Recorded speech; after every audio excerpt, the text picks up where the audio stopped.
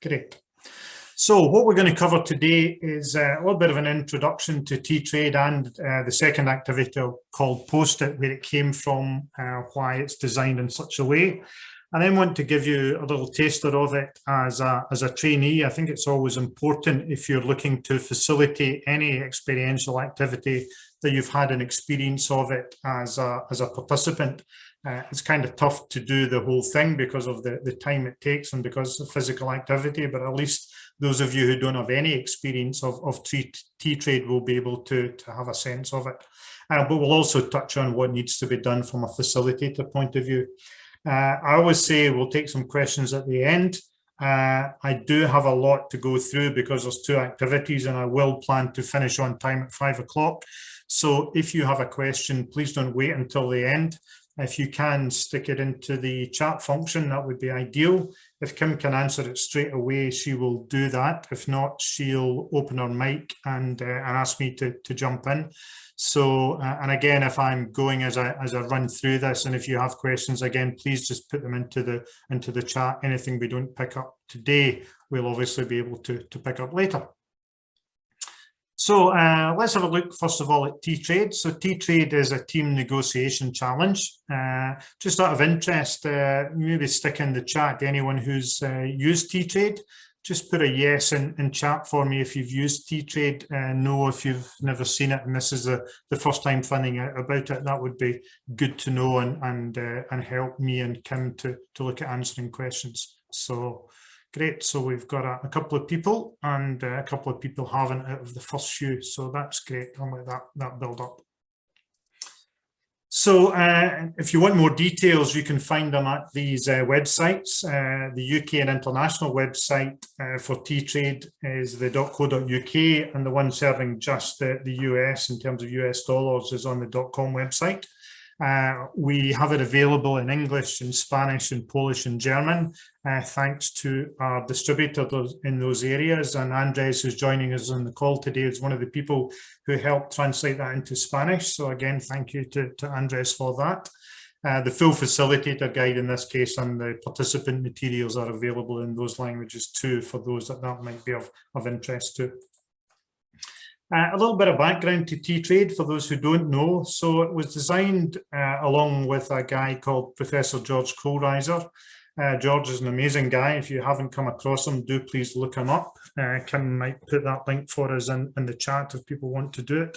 But he's a distinguished professor of leadership and organizational behavior, IMD.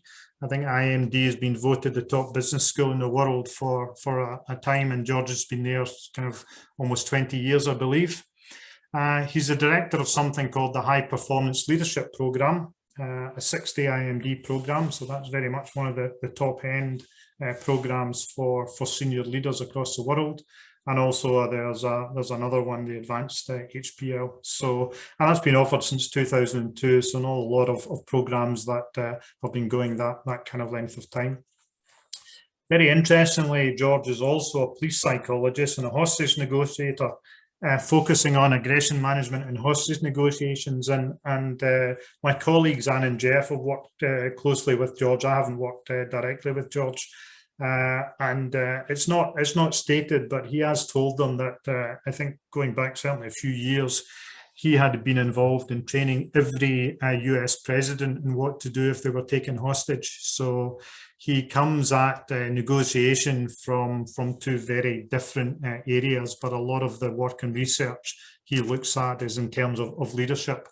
And again, there's a link there to the book, Hostage at the Table. People looking at that negotiation programs would do well to have a look at that. I have read it, it's a fantastic book. There are, of course, other booksellers than Amazon, but it's a book that's been around for a long while and is a very good fit with some of the design principles within TTrade. So highly recommended. When George spoke to us about this, he had designed a negotiation activity which he used in his programs as a kind of 3-round tripartite negotiation process. So you had 3 teams who never came together. But what he wanted was to move it from being a paper-based number exercise to something that involves a bit more physical trading and even some assembly in it. So there was a bit more complexity, but a bit more physicality, if you like, to that negotiation and trading angle. So the way it works is that each of the three groups starts with some T-shaped pieces, which I'll show you in a second. And they're told as part of the brief that they can earn points by making cubes. And the cubes are shown on a shared catalogue of designs that are supplied, made up of different colours of T-shapes. And if you counted them, I'll show you them in a second, there are essentially about 16 in each one if you're going to make them a solid. So the little picture on the right shows you some of them.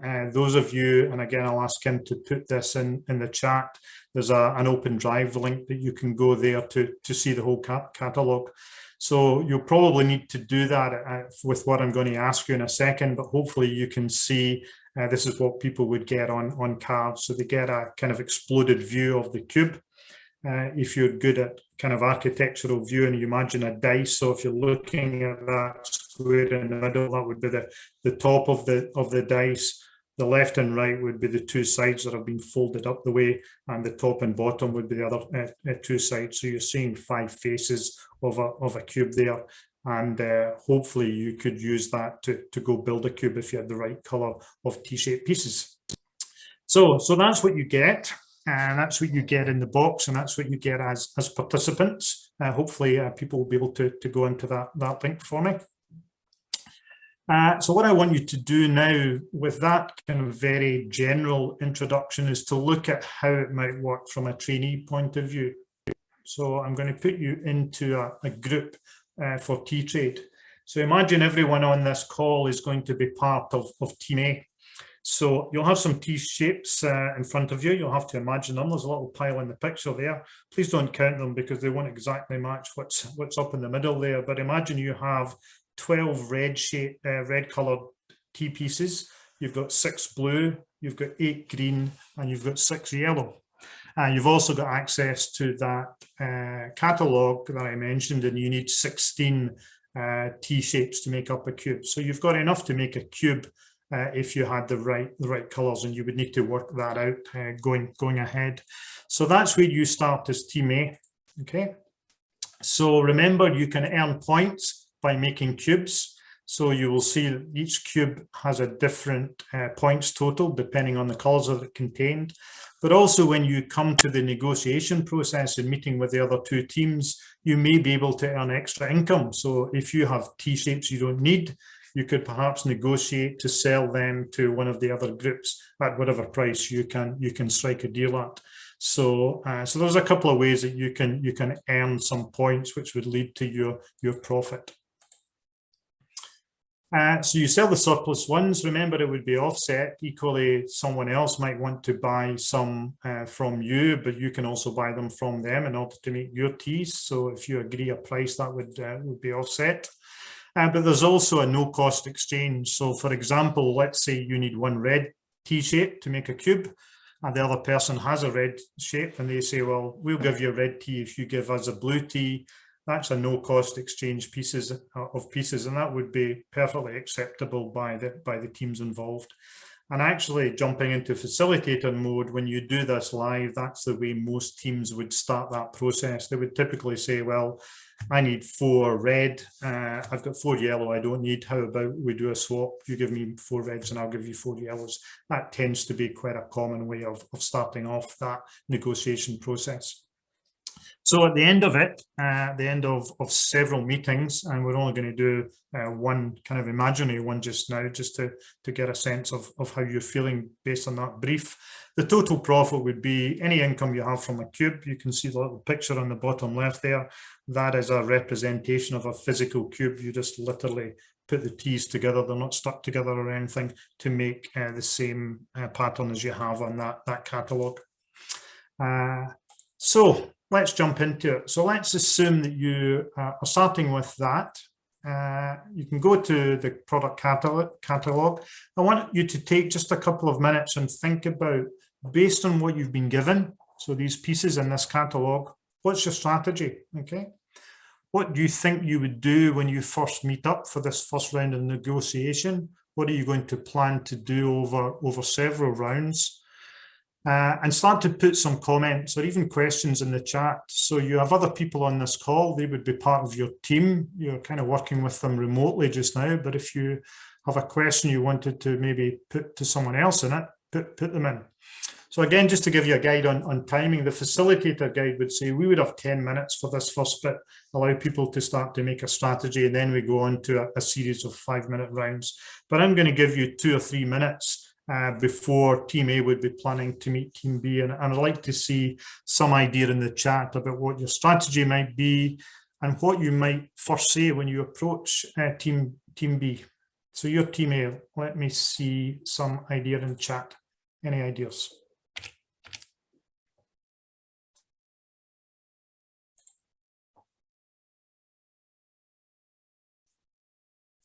So I know some people have also done this before. Okay. Put all teams pieces on the table and look to divide evenly amongst the teams first. Okay. So the way this works, Hayden, in case you haven't seen it, the 3 teams would be in 3 separate areas. So you can't necessarily see what any other team has got. You can only look at your own pieces. So, and sometimes I've seen teams would be quite open about showing people, say, come over and have a look. In the facilitator guide, we say keep the 3 teams separate, which is typically the case. People don't know everything about the other negotiating side, so there's a good reason for that. And as Andres is saying there, maybe to decide what cube do I go for. So based on what you've got, based on the catalogue, what are you going to try and achieve? Okay, I might look at the requirements of different cubes, choose one that matches the shapes. Yep, absolutely. And again, a kind of common theme. Okay, Rachel, what's our strategy? Yeah, are we aiming for max points of the cube or just trying to complete something? So the brief that you've been given is to maximize your profit. Okay, every team has that same brief. You're all trying to maximize your profit. So how might you do that based on what you've got? So again, those are not commenting. Don't be afraid just to put in, I have no idea, I don't know what's going on, I'm feeling kind of confused. All of those would be useful to know what's going on with you. Graham, I don't know if you missed Hayden's comment above. He said put all the team pieces on the table and divide them evenly amongst the teams. I did say that, yeah, and I was saying you could do that with your own, but you don't have access to the other team's pieces, so you only have access to your own at this point. Yeah. And Rachel has done TTrade before. Actually getting the physical completion of a cube is quite difficult. We'll talk about that later. Emma, yep, absolutely. You've got to see essentially what the market is worth. So that catalogue acts as a market. Incidentally, every group knows that everyone else has the same catalogue. So if it says it's worth 400 points for you, it will also say that to the other team. So you have a good view of the market. Yep, Andres, have some clarity as to the pieces I need to buy or exchange. Hayden, yep, can you ask other teams what colours and how many they have available? Absolutely, you can, you know, within reason as a facilitator, you can ask the other team when you meet them anything you want. How they respond, of course, is entirely up to them.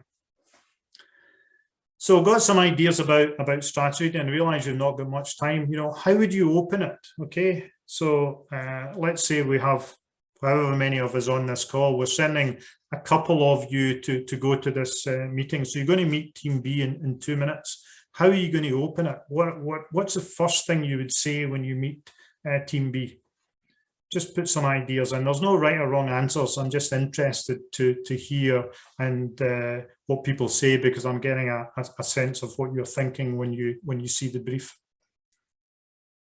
So what's the first thing you might say when you meet Team B? Okay, Hayden, let's look at options and collaborate for a win-win. Absolutely. How can we help you? Interesting, Andres. What are your needs? Good. Any other thoughts?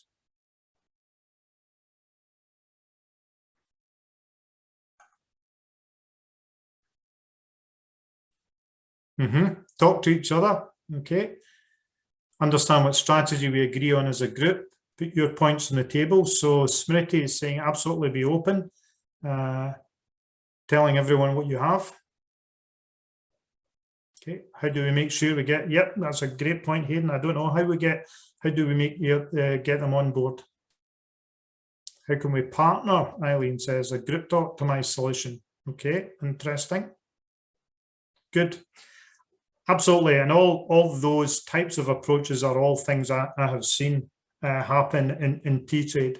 The one thing you don't get on a remote meeting like this, and particularly in chat, is how people react to the words. I'm sure everyone is very aware of how that is said. The relationship that is built if it's a strangers immediately, or the relationship you had if you've already done other things together, all of that affects. But the main thing is when two groups of people are meeting for the first time is how it is said and how that is interpreted. And actually the behavioral stuff, the body language, the tone, the tonality, all of that makes a huge issue. Yep, on top of negotiation where other insights could be identified, there's a lot that needs to be probably collected at that first meeting. And depending on where you're going with the review and why you've chosen that activity, I know some people spend an awful lot of time, and maybe even if they have the opportunity to video that first meeting. Great, so that's essentially what happens and how that activity progresses. So you've met team B, you would then go away, you would meet team C.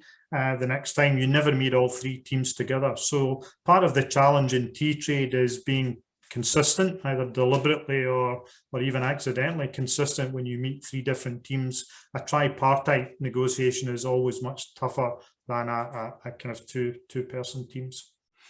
So that's great. So thanks very much for giving me some kind of initial thoughts off the top of your head. As I say, that first stage when people are getting the brief, whatever you're feeling just now typically tends to be the way that groups feel their way into TTrade. So that first meeting is often very much a fact-finding mission. What can we find out about the other group? What kind of negotiation are we going to have? Rather than worrying often too much about the specifics of what we need, it tends to be an exploratory meeting. And it's one of the reasons we recommend doing the 3-round version. And again, I'll talk about that a little bit later. So here are some of the frequently asked questions we get back from people either inquiring about or when using TTrade. The first is, how much activity time do I actually need? Now, I know that activity time is the enemy of every training facilitator, and often we get approached for, I've got to do something, I need an activity around negotiations. You have something that we can do in 15 minutes? You know, quite often the answer is no. TTrade does take a considerable time. Ideally, you want to do the 3-round version. You'll get much more learning out of doing that version than the shorter 2-round version.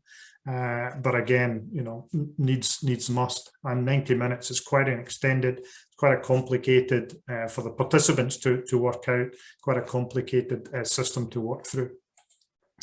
Another question we often get, and to be honest, more often from facilitators than participants, so which is, what is a T worth?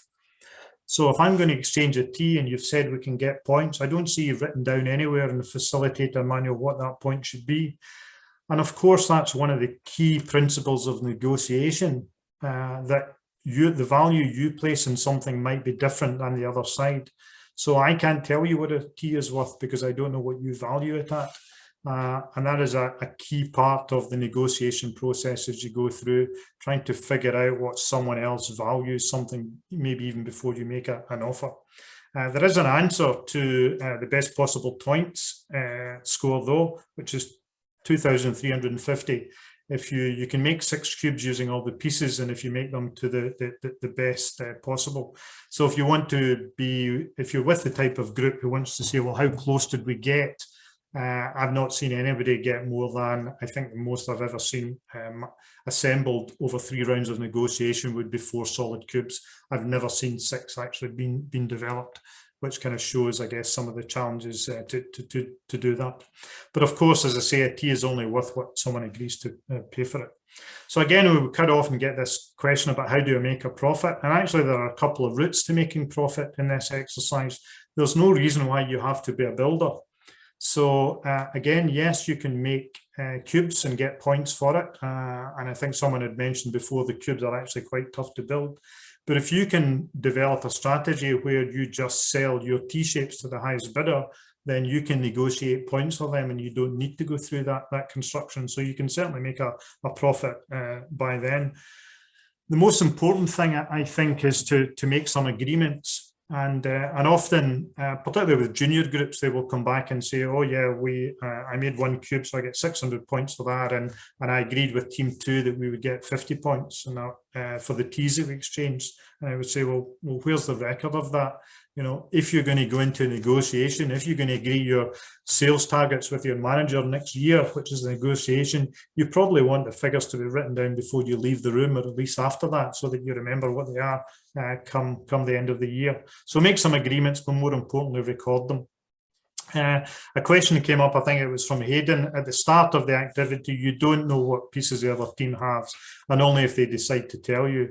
And again, you may look at, well, not knowing what the other team has is a disadvantage, but if you decide not to share that, what does that mean in terms of your trustworthiness as a negotiator? So these are all points that frequently come out as part of the review process.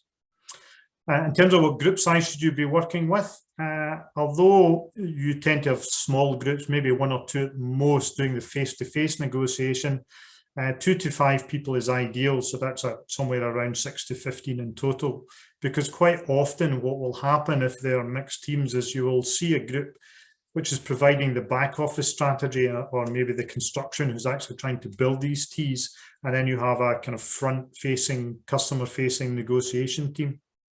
And depending on the types of groups and the types of applications you've got, that can be really interesting, because I've quite often the more sales focused people and the more effervescent people sometimes are chosen as the negotiators, whereas the back office people tend to be those who don't really want to be in that almost face-to-face confrontation. But they need to communicate just as well between the two. I've seen examples where the back office team has said, okay, this time we want you to go and try to negotiate to get 2 green teas.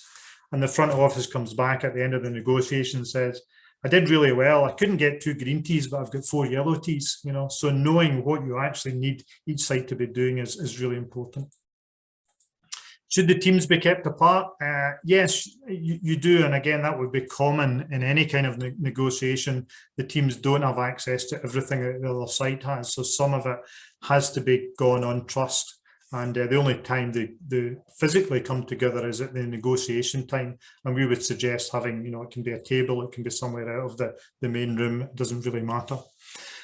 This is an exercise which does need to run to time. Otherwise, you can really run away with it. So I would suggest you keep a very close attention to it.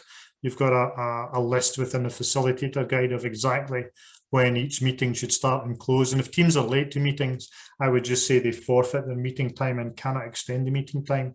Time is a really important thing to be able to negotiate with. So it's worthwhile making sure that that's taken some interest in.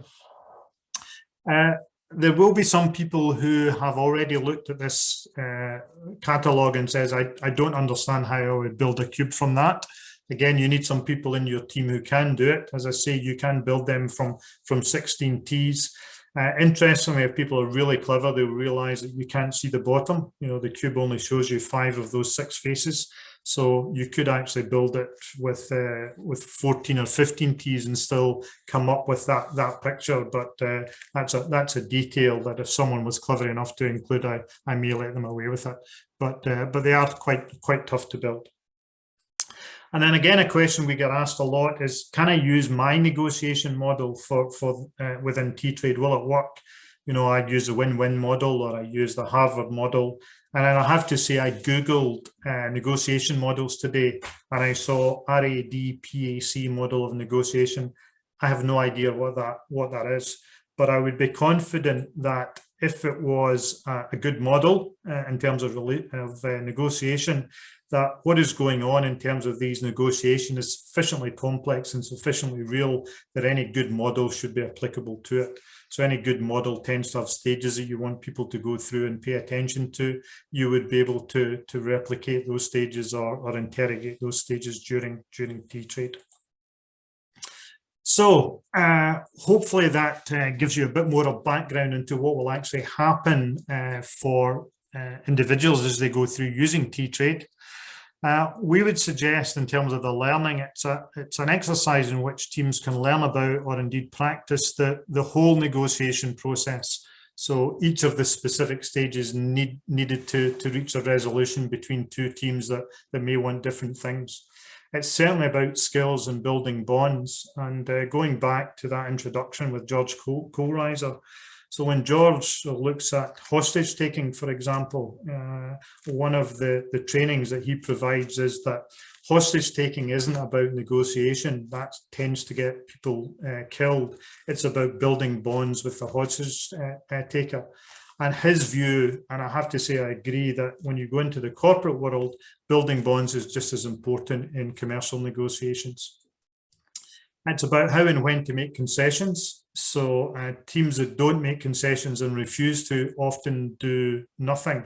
And I've seen very kind of controversial, or teams are not prepared to make any concessions, ended after 3 rounds with no teams having made any cubes. And clearly that is not a good result for any of them. So there is a time to make concessions, and it's important to understand when that is. The power of these individual interactions. So negotiations often come down to interactions between a few people, not whole groups or organizations. And then how to resolve conflict so that everyone achieves some of what they want, particularly if you expect to have a relationship with the other side going forward. Generally, it looks at 3 main principles, I would say, of effective negotiation. And the first is understanding the mindset of the other party and understanding that this is driven by emotion. So as I suggested when I was talking about putting in text, you don't get a sense of that if it's a text. So in a written negotiation, it's very difficult to get into the mindset of the other party or what emotional state they're in. If you're meeting them face to face, you certainly have a better idea. And again, this idea that the power in negotiation is in the interaction between the parties, not with one or other. In negotiation, it will require you to say no at some point. But how do you maintain a bond and a dialogue when you're negotiating your sales targets, or a new deal with a supplier or a customer? There will be times you have to say no. So how do you do it and continue to maintain that bond and dialogue? So generally, most people have come to us and said, I'm interested in the negotiation aspects of TTrade, but what other contexts could it be used for? Like Professor Kohlreiser, I think it's got a lot of other uses, and certainly this nature of competition and collaboration is all over any type of leadership position. Positive and negative effects that competition produces, even within teams, never mind between different organizations. Some great things around cultural differences and styles in negotiation. I think I talked to Andres about this before, but we've worked with the United Nations quite a lot in the past, and in many of those organizations they have a multitude of cultures and nationalities. And one of the times we worked with TTrade, we split them up. So we had a group of Southern Europeans, a group of Northern Europeans, a group of North Africans, and the cultural stereotypes about, the arm waving and gesturing and loudness of the Southern Europeans compared to the staid Northern Europeans was really very evident in the negotiation style, and was a huge amount of fun, but was really useful as they went forward in terms of trying to build these multicultural teams. The idea of exploring this balance between short-term task achievement. So if I went back, and if you look back at the text that we did at the start of this activity and asked you to talk about strategy, most people thought about what is that first thing we're going to achieve. Okay, build a cube, get 3 red, whatever it is. But there's a big picture thinking needs to be done in terms of this negotiation, which is about longer term goals and relationships with these teams. And again, I touched a little bit between back office and front office, so managing not just the time, but the allocation of people to tasks when time is tight. And then I think certainly this idea in leadership of influencing, persuading, I think it's a huge part of leadership now. Very few people talk about leadership in terms of command and control. It's about influencing and persuading, and TTrade is certainly all about that. So, quick recap. In terms of materials, this is what you get. You get the 3-team briefs, both versions. As I say, we would always recommend doing the 90-minute standard version and making time for that. 3 sets of the product catalogues, which are identical. These are on laminate, so they're all reusable. 96 T-shapes, all of them are used within TTrade, and as you can see from the box, you can make them into 6 cubes. And a full facilitator guide with sample review areas. I included a little picture on the left. We've done a fair amount of work in the Middle East, and if any of you have worked with people from the Middle East, they love a good negotiation. I've got lots of friends and colleagues there, and almost they like the negotiation more than getting to the end. So I have lots of fun talking to them and negotiating over prices, and often they forget months later that we've even had it. They just like to go through that process. So good fun. So I'm going to move on to the second activity shortly, but just anyone got any questions or anything not clear, feel free to pop something into the chat or open the mic if there's anything burning about TTrade just before we move on. Graham Hayden's just asking 90 minutes of activity, how many minutes recommended for debrief?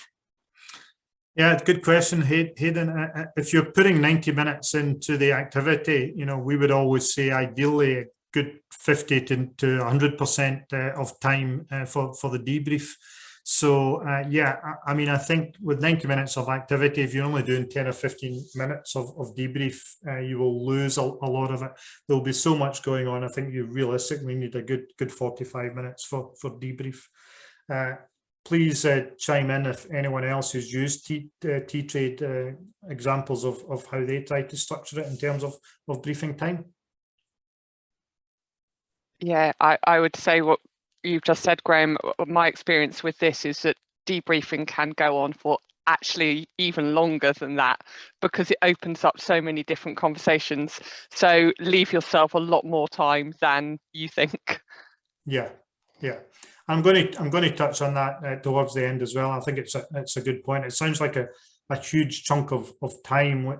People would often say, well, I've only got a day to do this negotiation course.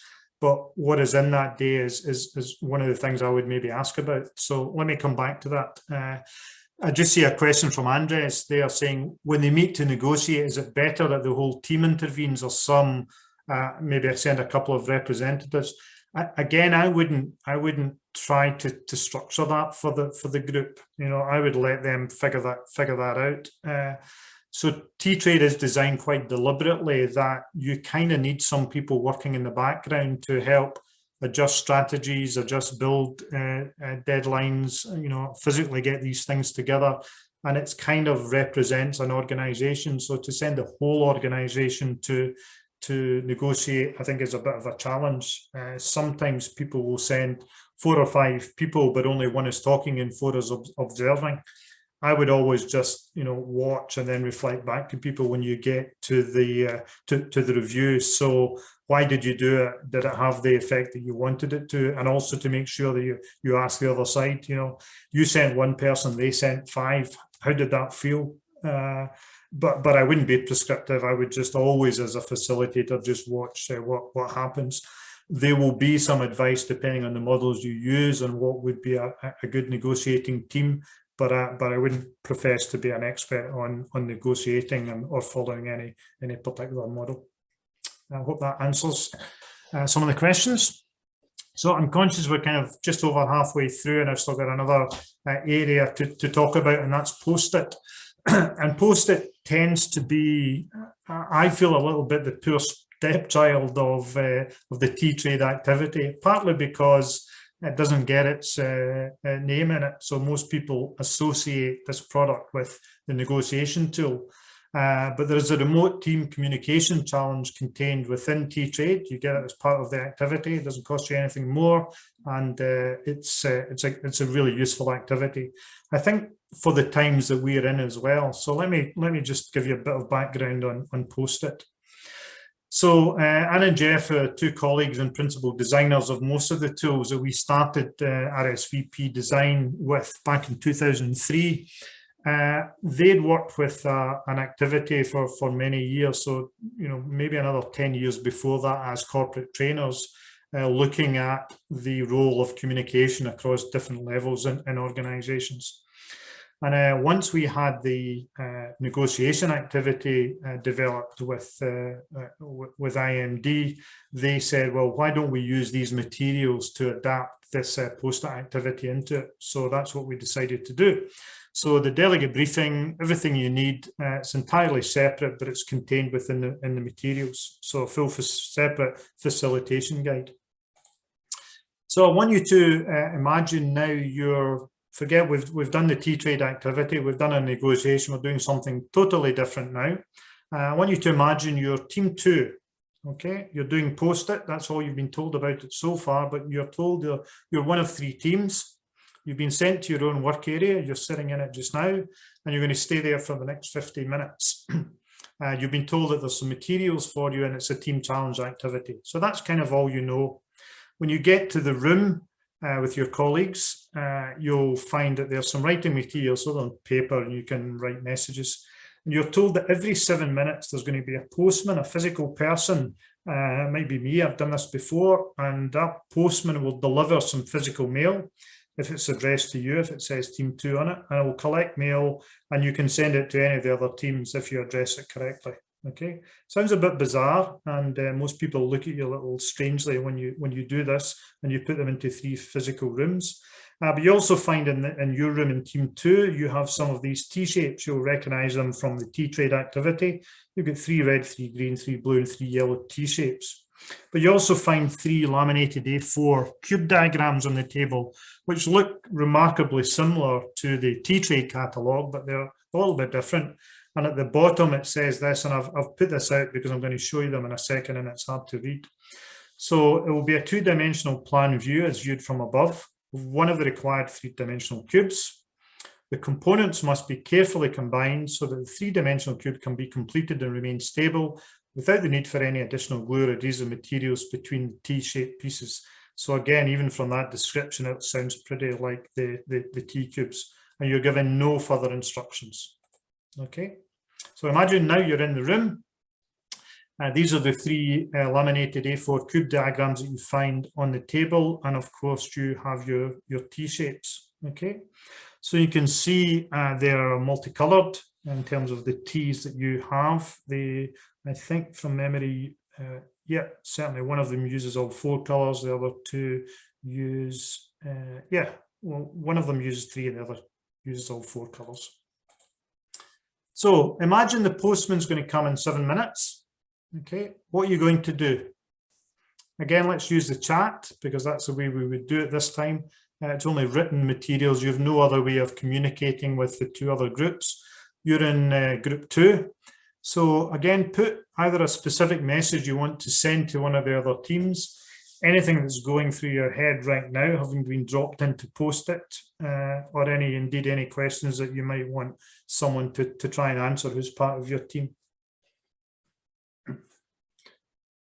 So you're stuck in a room, you've got some T-shapes, you've got those 3 diagrams. What are you going to do?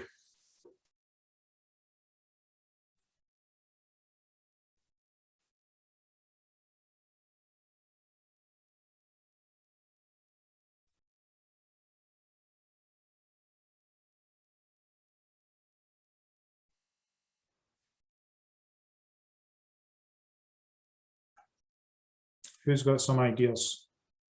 Are you going to just wait for the postman to see if he delivers you anything, or are you going to send a message to anyone?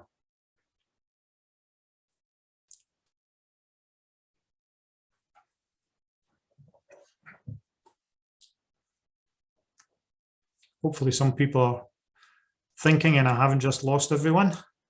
No, Hayden and Emma have both sent an idea. All right, Did you see okay. that, Graham? Yeah, just I'm not checking. seeing messages. Maybe just coming to you, Kim. Do you want to read them out for me? Okay, so Hayden says, send a message to each of the other 2 teams asking them to work together to trade shapes. Okay, fine. And Emma says, see what we need to complete the cube and find out what they need. Okay. And So Andrew Emma, says, could you sorry. maybe place that into a message for me? So what specifically would you write, if you wouldn't mind, because it's an interesting question. And again, Andres, so what would you actually write? So I'm interested to see, you know, like an email or, you know, what you're actually going to write on this bit of paper that the postman's going to deliver.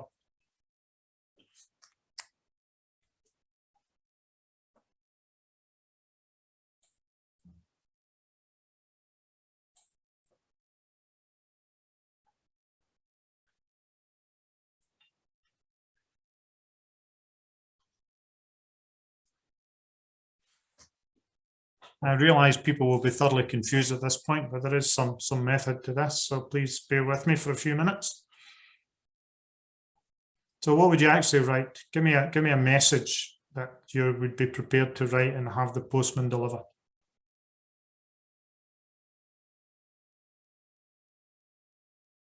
Great, thank you, Emma. Hello. I suspect we're facing a similar challenge. We've been tasked with creating a coloured cube. Perfect. Okay. So just keep that in mind. That, yep, Hayden, I think there's an opportunity for all of us to win here if we work together. Let's look at what each of us have and need, and then trade if required. Great. Perfect. Okay. And that is fairly typical of what happens. So let me move on. Yep, we're a bit confused here. I'm wondering if you have the same objective as we do, completing a cube. Great question, Andres. Thank you. So let's say that we've sent out the messages specifically you have, and the postman arrives and he's going to deliver 2 messages to you. The first one says on the front is to team 2, so it's correctly delivered. You open it and the message says, what do you want me to do? Okay, that's all you've got. You open you see another one, it says on the front to team 2 from team 1. So, okay, you know who that came from. And it says, we think we are okay and have started building. So based on what you've sent, remember, they won't have seen your message yet. This message from them, how would you reply? Just give me some quick ideas. I'm conscious I don't want to miss bringing people to where I want to go with this, but just give me a quick response or even thoughts off the top of your head based on those 2 messages. What would you do next?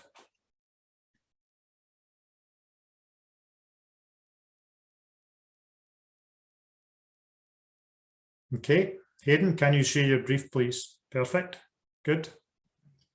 Who are you sending that to, Hayden?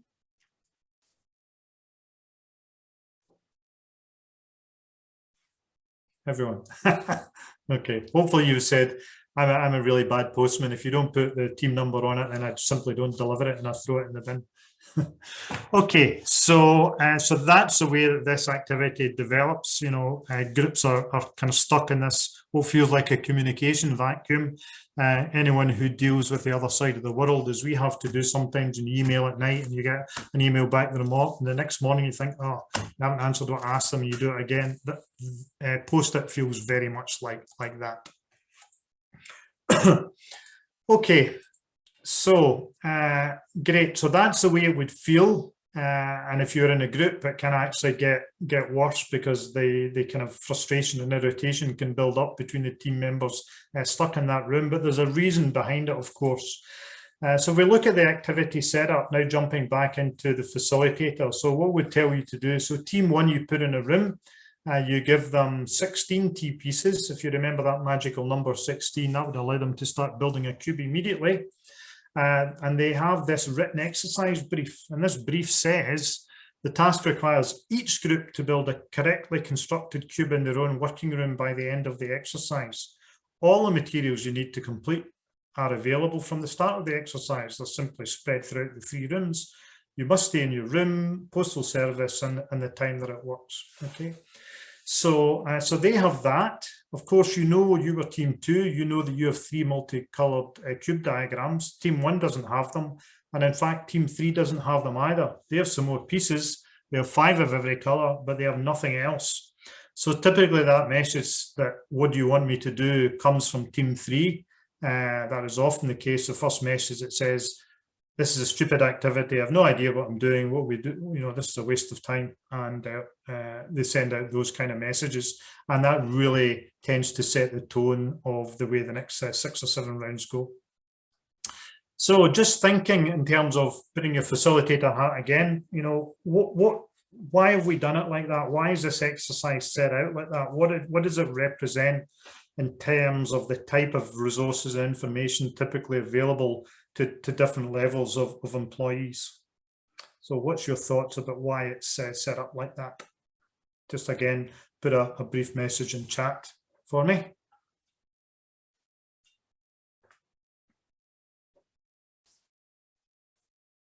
So one group has the brief, the second group has cube diagrams, the third group has nothing except different numbers of shapes. Clear communication, clarity of goals, knowing what resources to count with, Andres.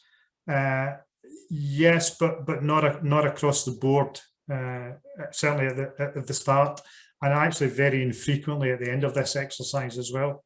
Often poor leadership, absolutely, Hayden. So what happens typically is that the written exercise brief is a leadership role. Here's what we all need to do. And they kind of assume that if they have that, everyone else has it. I've done this exercise many times, and I think only once I've ever seen that leadership group actually send that brief out in the mail with the postman to give it to the other 2 groups.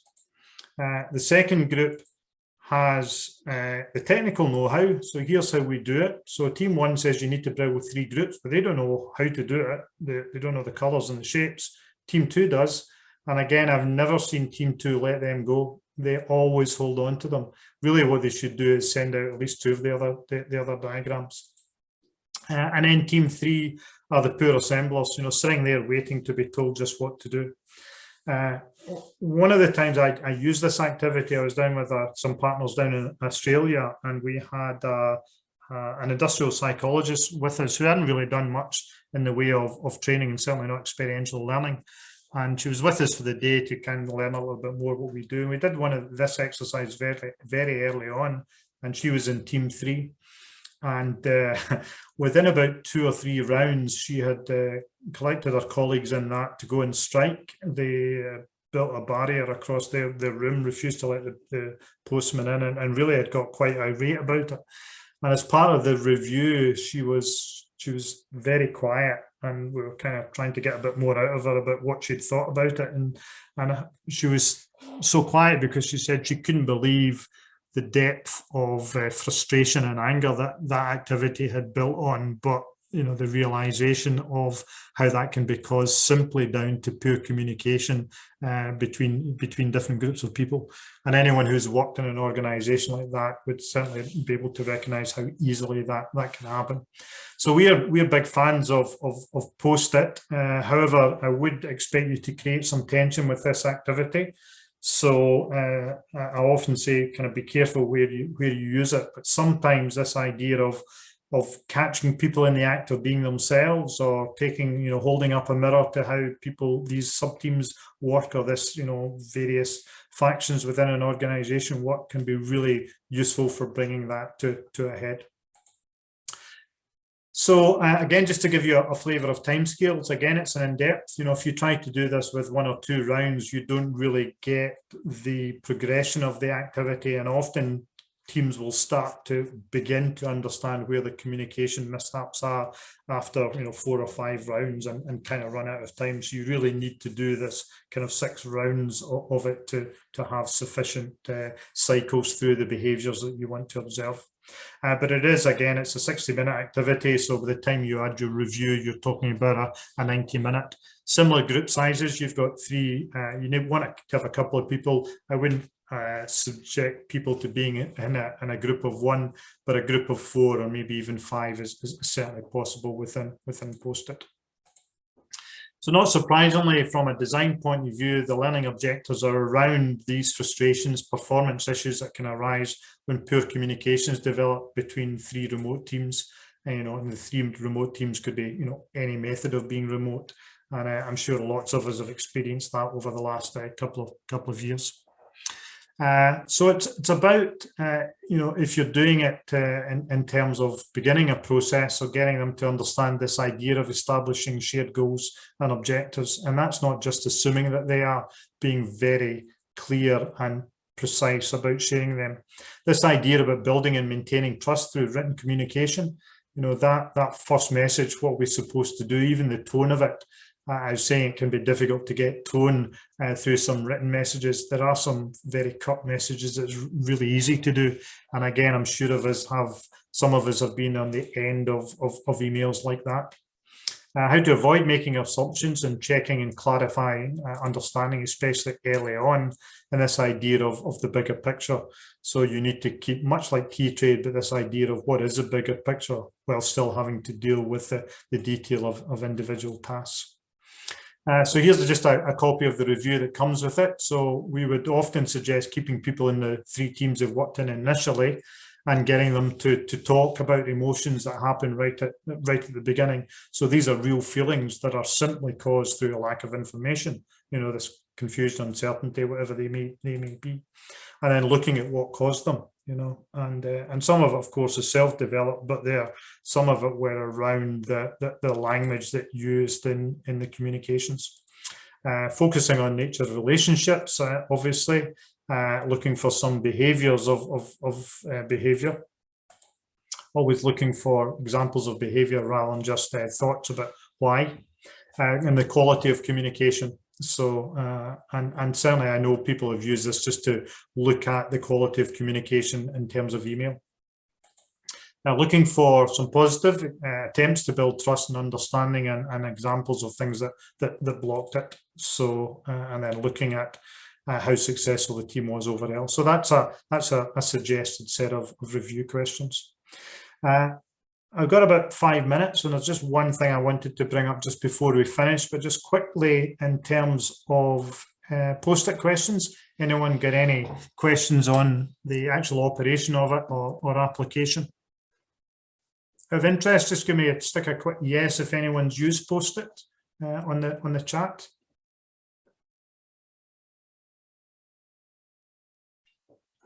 I think maybe a couple of people have had to leave early that I know maybe used TTrade, but I'm interested if you've used TTrade and Postit. So if you've used Postit, stick a yes for me. If not, I will assume that it is a poor stepchild, and certainly no one in this group has had the chance to use it yet.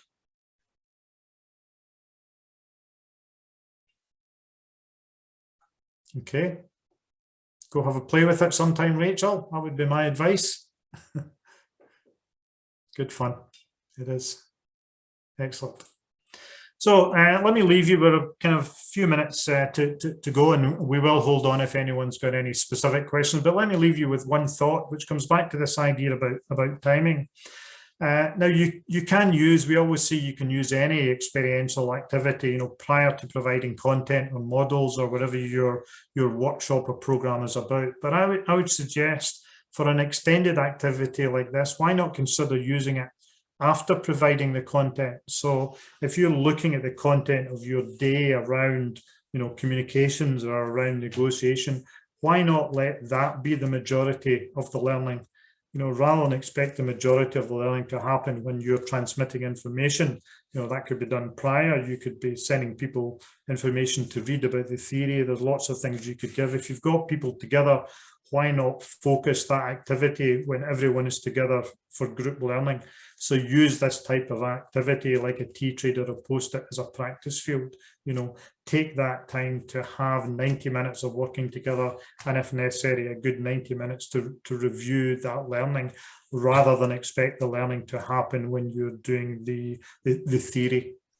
So that would be my thought to leave you with on an extended activity. So don't think of experiential learning as just as an icebreaker or to get people open to learning. Use it as the opportunity to build skills. Great. So thank you very much, everyone. If you have to go, then please, by all means, sign off. It's been good to get back talking about physical activities. We will, as we suggested, save this, put it up on our website for people who want to signpost it or indeed come back. Kim and I will also stay on. So if you have any questions, please open your mics and we'd be happy to answer. If not, have a great rest of your day.